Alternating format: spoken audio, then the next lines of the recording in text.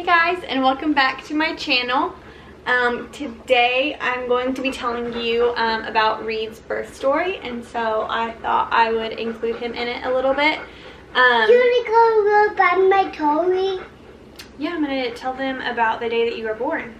Born? Yeah. So we'll see how Carter, get out. Sorry for his panting. So we'll see how long this lasts. I might have to go send him in the living room to watch his iPad because he's a little crazy. But so I'll get started. It was kind of a long labor. By my channel.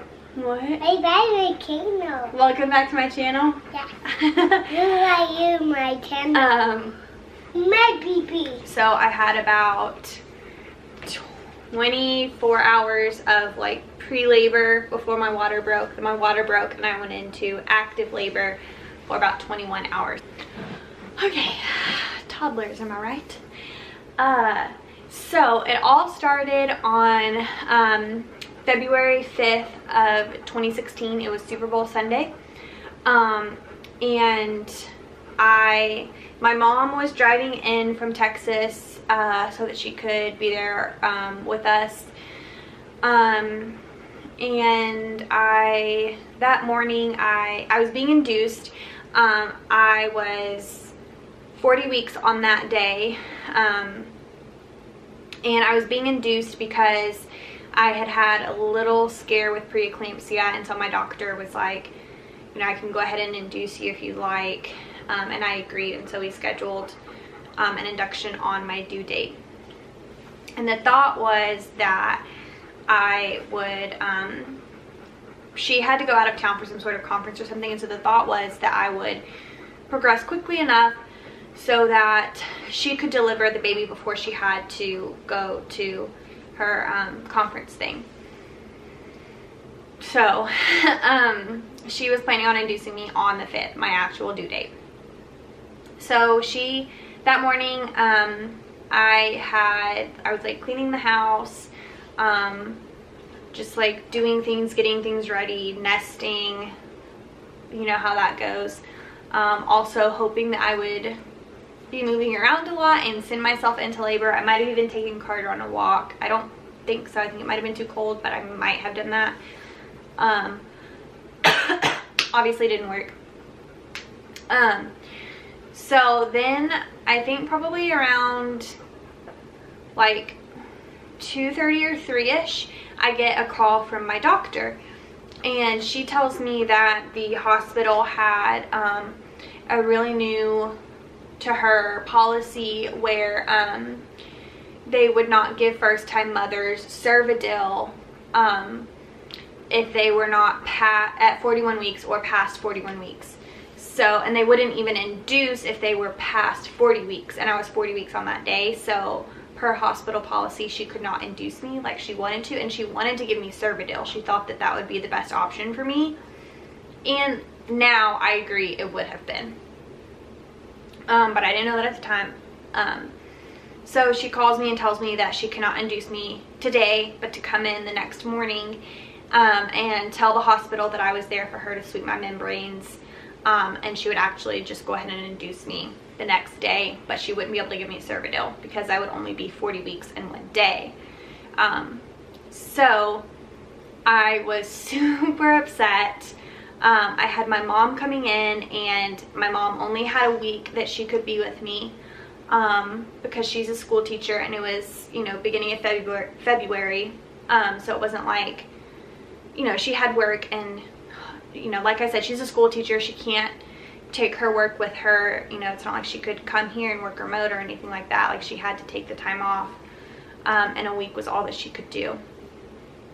So I was already like, oh crap, like, you know, now we have this night of just doing nothing basically, and I'm wasting the time that I have with her. Like, that was really important time with me, a really important time to me to have her there with me. So I call her, I'm really upset. She kind of calms me down a little bit.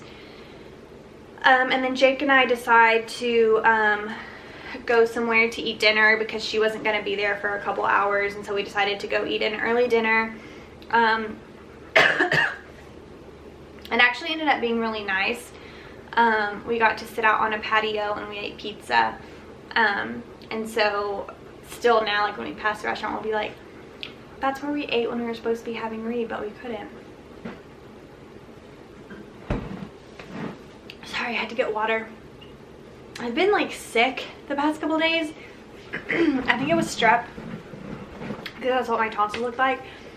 I don't really know, but I've been sick and coughing and yeah, not fun. Yeah, so then the next morning we get up. I make sure to eat breakfast because I was really worried about being in labor for a long time and not eating, because just in general I tend to faint if I don't eat. So I really wanted to make sure that I ate. And I'm sorry that I'm like off to the side, but my blinds are like casting this shadow, so I'm trying to stay out of like this part. So I don't know, things are a little weird. It's a little dark. Carter, get out. Go. Go. Okay. So yeah, the next morning I made sure that I ate breakfast because I was really worried about like fainting during labor. I really didn't want to do that. So I made sure that I ate. Even if my doctor had told me not to eat, I still would have eaten. So yeah, we ate breakfast. We got to the hospital, I think around 7, I believe. And so we go. We didn't know where we were going. We had to like call for a nurse because we didn't know where to go. We didn't know who to check in with, any of that. And so then when I finally found a nurse, I was like, I'm here for Dr. So-and-so. She's supposed to sweep my membranes. And they're like, oh, why didn't you say so? And like put me in a wheelchair, took me to a room. So then they started Pitocin at about 9 a.m. And I think that when I checked into the hospital, I think I was at like a 1.5, and maybe like 90% effaced, I want to say. And the whole last 4 weeks, I had pretty much just stayed at a 1. And so I was like really excited for that extra 0.5 centimeter, being at a 1.5. So they start Pitocin at about 9 a.m. And then we just wait. My mom came up to the hospital at some point that day. Literally that first day from 9 a.m. until, Carter, go. 9 a.m. until about, I think I maxed out on Pitocin at like, probably like 5-ish maybe. And then around 6, they were like, we're gonna turn the Pitocin off.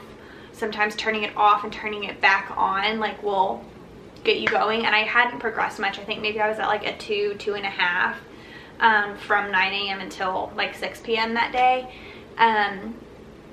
And so like I said, I'd eaten breakfast, didn't get to eat lunch. Now it was dinner time. I think at like 7 p.m. they were like, you know, we're taking you off the Pitocin completely.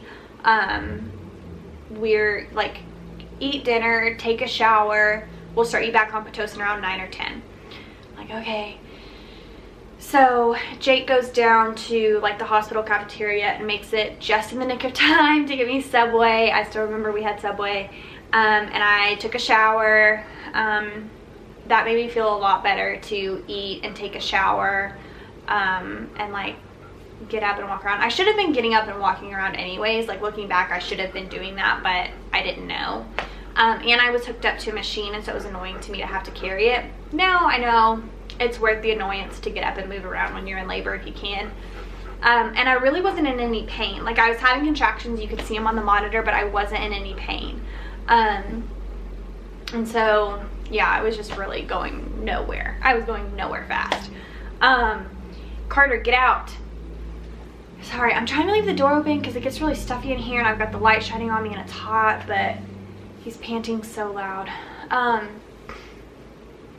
So yeah, they start the Pitocin back up around 9 or 10 that night. I don't really remember.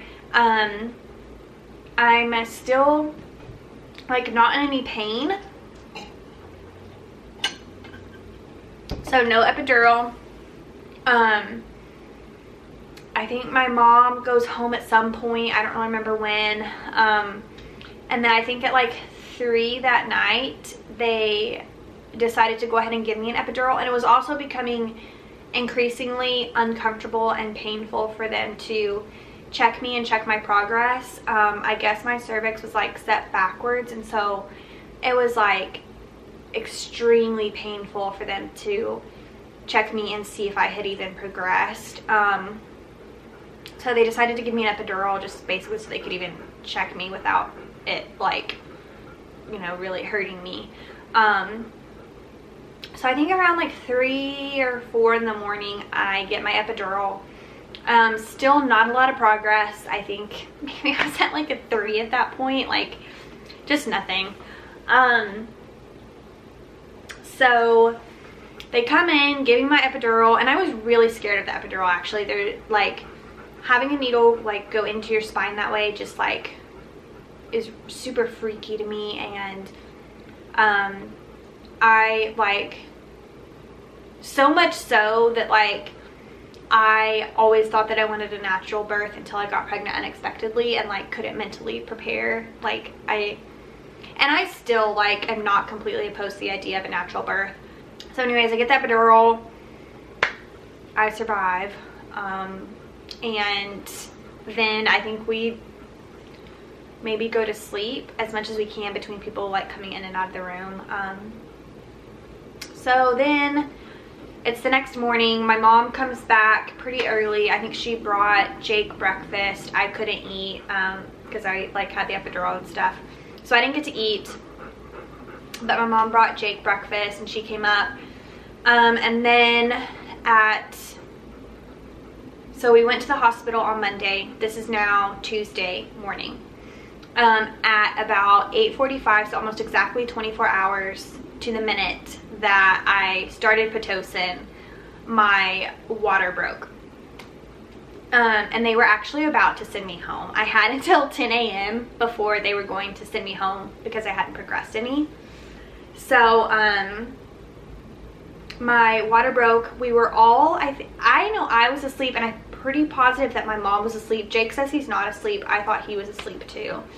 And it was like 8:45, and I like heard and felt this loud pop, and the pop was like loud enough that it woke all 3 of us up, and I felt it, obviously, if it's that loud on the monitor. And it felt different. Like it wasn't like him moving or him kicking me or anything like that. It felt very different. And so I called the nurse in and I was like, hey, like I felt this, we all heard it, is everything okay? And so she like looked at his heartbeat, checked everything.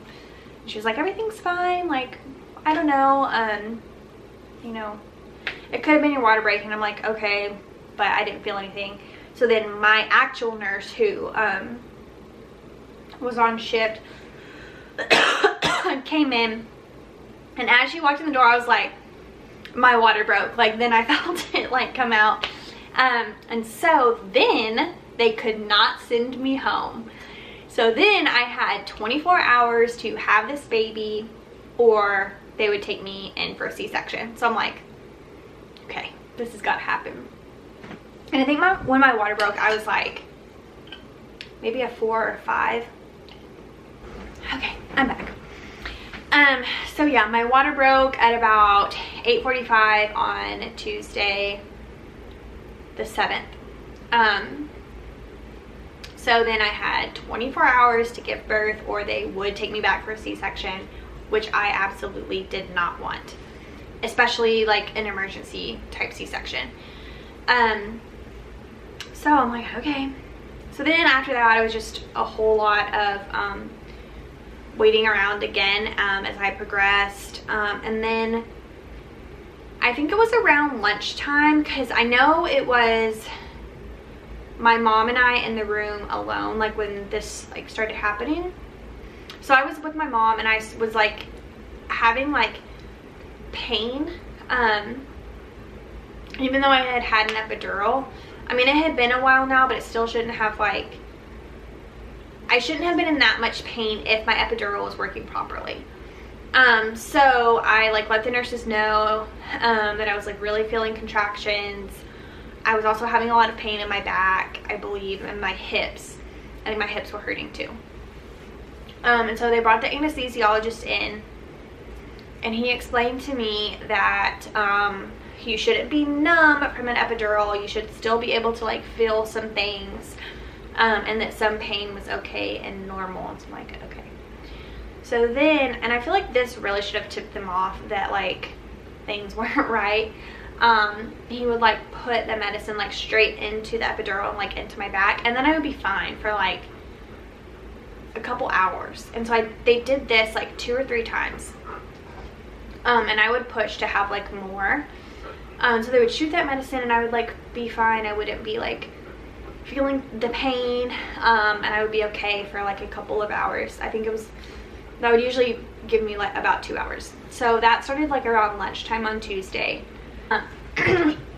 So around, I think 11:30-ish, my nurse decides to have me start doing like the practice pushes before the doctor comes in. But like I said, I'm in a lot of pain. I know that my epidural is not working the way that it should be, even though no one wants to believe me. So I'm like, okay, but I like really don't want to do this. You know, my epidural's not working, so I would basically be having him naturally at this point, and I don't want to. So, and also I was at a 9.5 instead of a 10, and so now I've learned that sometimes you could have what's called like a cervical lip, and I think that that's what was happening to me. So I think what she was doing was she was trying to have me push, and she would like pull the cervical lip like over Reed's head, and then I could like push him out. So I think she was basically trying to like force me to get from like a 9.5 to a 10 almost. I didn't know that at the time, and if I did, I think I would have been like, stop. But I didn't know what was happening. I was a first-time mom, and you know, I didn't know all of this. And I'm pretty feisty, but I try to trust the doctors and nurses to do their job. Like, she does this every single day. So I just kind of went with it. So I was pushing with her, and I was feeling a lot of pain. I kept like pushing the button to get more of my epidural, and she was like, don't do that. I'm like, it's not like, nothing's happening anyways. Because she's like, you don't want to be completely numb, and I'm like, I'm not. Like, don't you worry, I am not numb. So we did that for what felt like forever. Another thing that I also feel like should have tipped her off that like things weren't right is I felt like I had to pee. So if you know anything about giving birth, like a couple minutes after you get your epidural, they catheterize you. So I had been catheterized for coming up on 24 hours. So, and I also like hadn't felt like I had to pee at all. And so then all of a sudden, as I'm pushing and in pain, I like feel like I have to pee, which I feel like is a huge sign. If you have an epidural and you're catheterized and you're feeling the urge to pee, like that shouldn't be normal.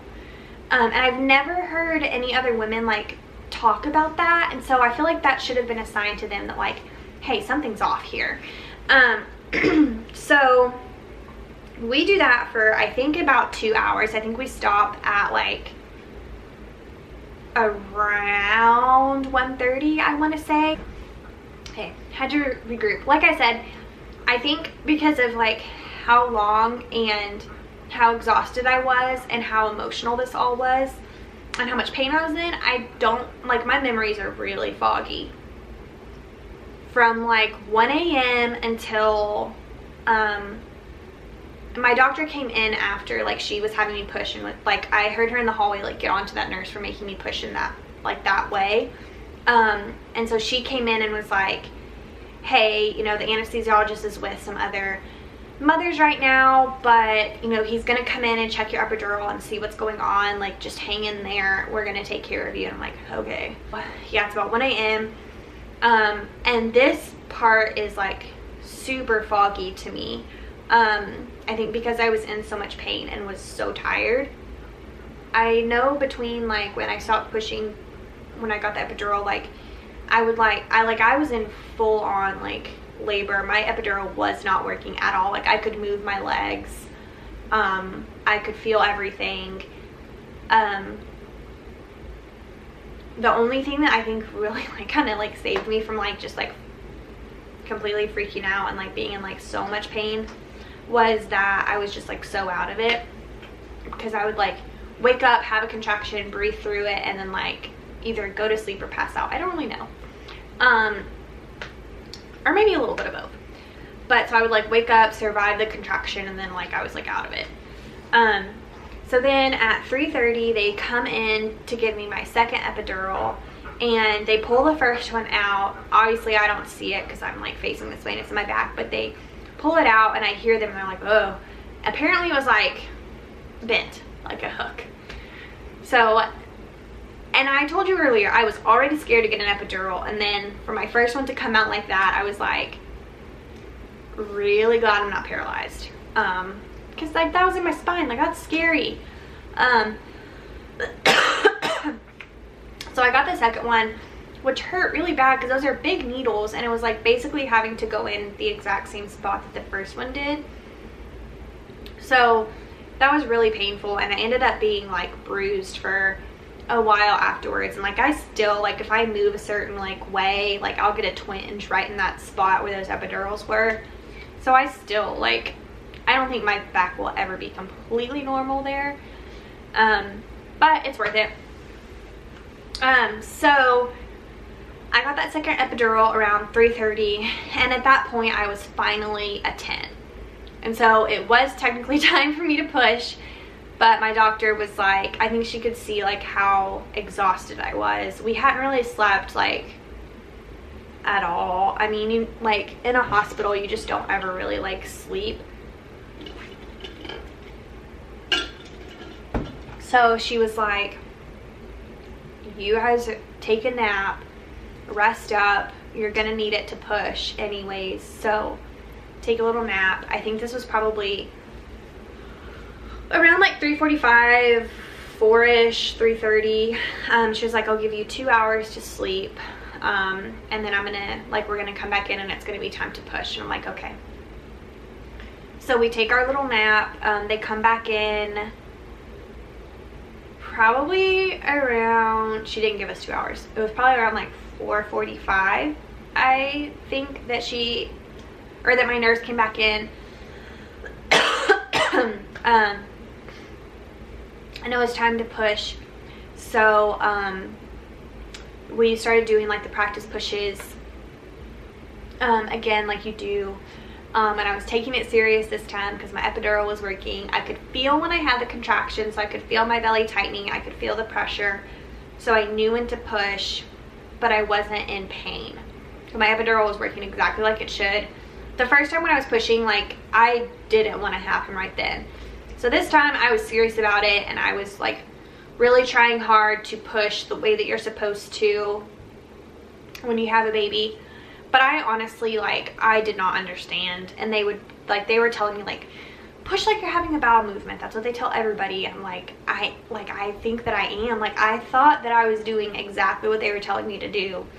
But I guess I wasn't, because they kept being like, you know, push harder and push like you're having a bowel movement. I'm like, apparently I don't know what that means, because I wasn't doing it right. And to this day, like, I'm like, I have no idea what they were talking about.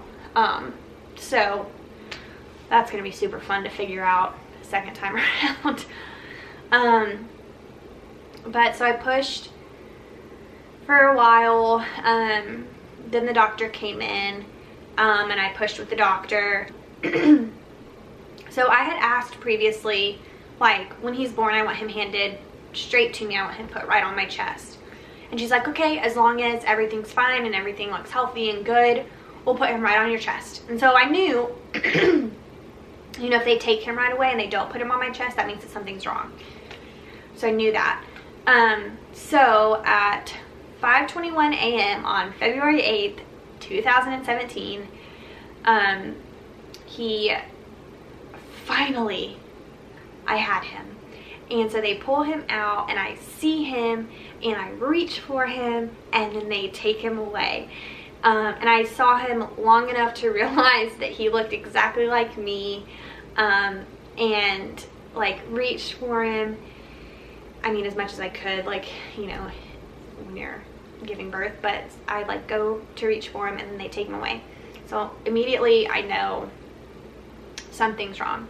Jake says that he was purple. I didn't really realize that he was purple at that time.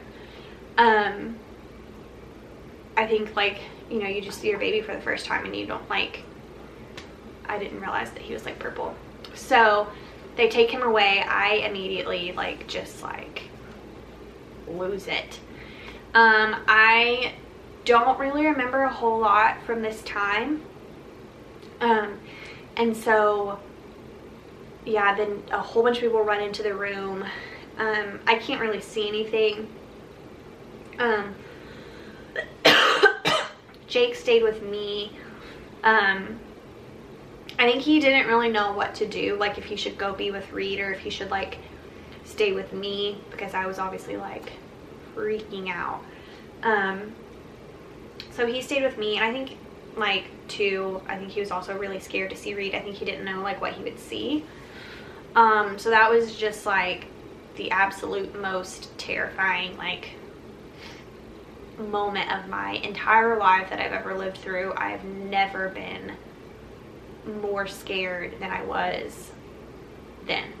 I don't think well, I pray that I'll never feel that again. But yeah, so I honestly don't know how long it took for them to like get him, I guess, stabilized. It was his heartbeat.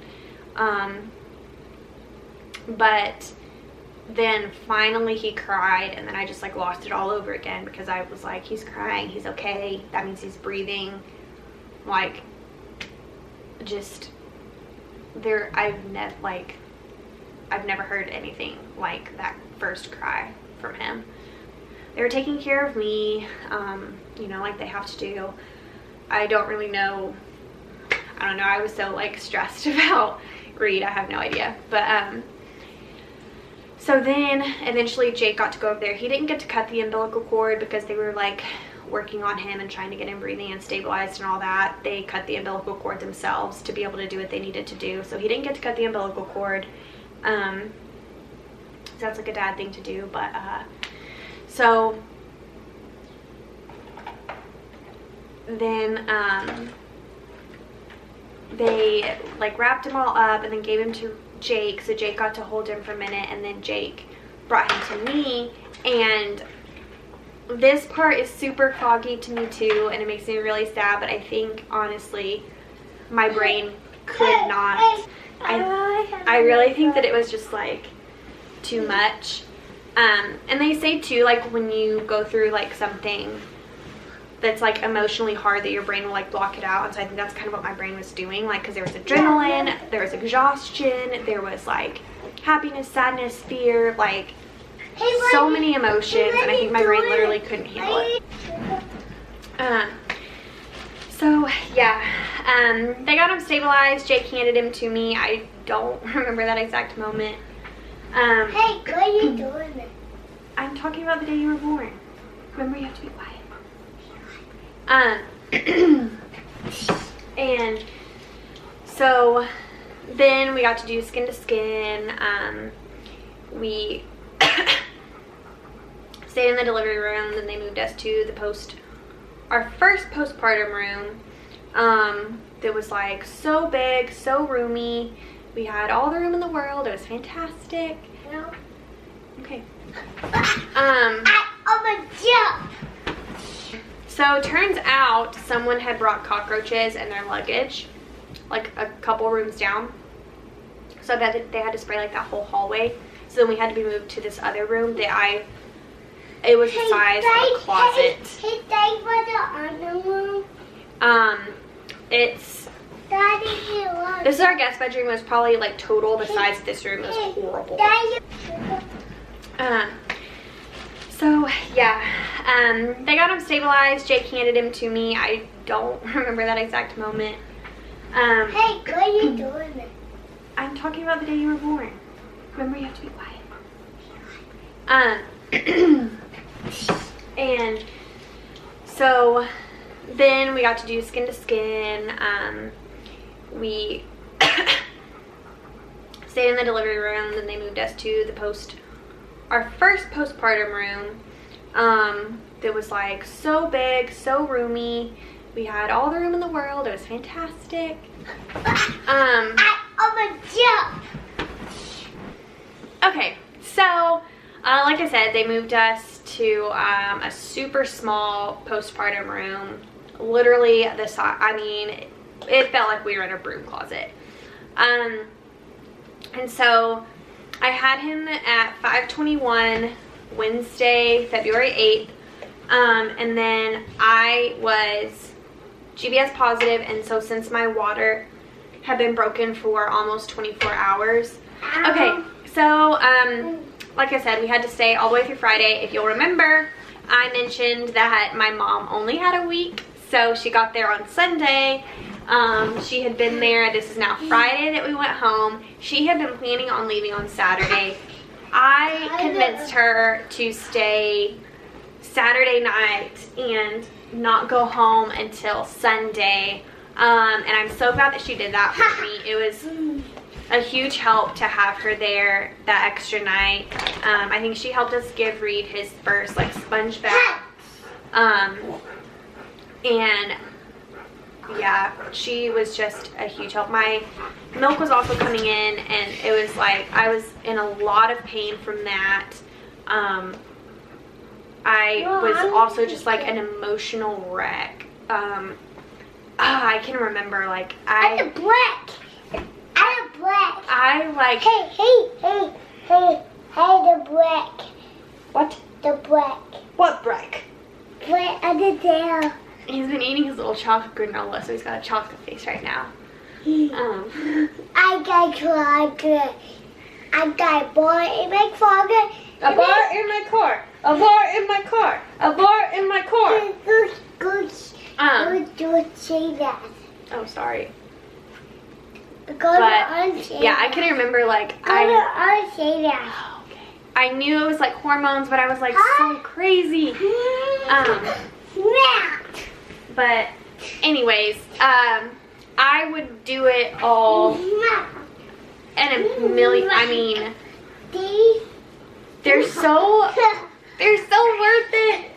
Everyone says that, but they so are. I would do it all. I would do it every single day if I had to, just to make sure that he was happy and healthy and okay. And you're happy and healthy.